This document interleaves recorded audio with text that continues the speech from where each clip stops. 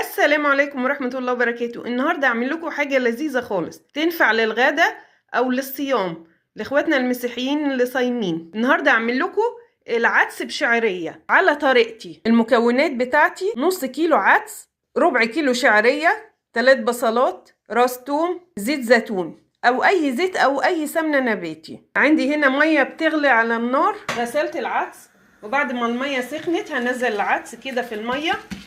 سخنت الزيت وبعد كده هحمر فيه البصل بتاعي.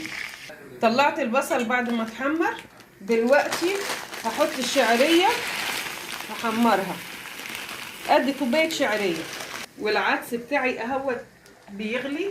طب اهوت هنحط شوية ملح قد معلقة كبيرة، كل واحد يحيق حسب ما هو عايز.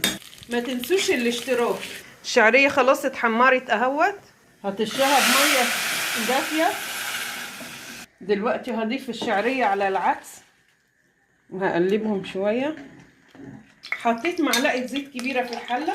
دلوقتي هفضي الثوم وهحمره كويس. التومة بتاعتي اتحمرت اهوت، هاخد نصها هطشها على العدس كده.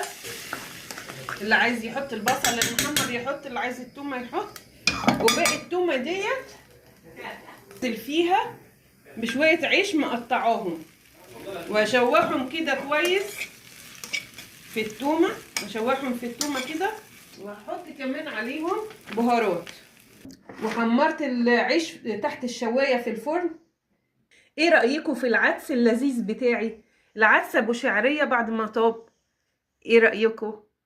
ممكن يتحط على وشه بصل، ممكن يتحط كده. ايه رأيكم في العدس ابو شعرية بعد ما طاب؟ ما تنسوش الاشتراك ودوسوا لايك عشان يوصلكوا كل جديد. ما تنسوش الاشتراك ودوسوا. سلام.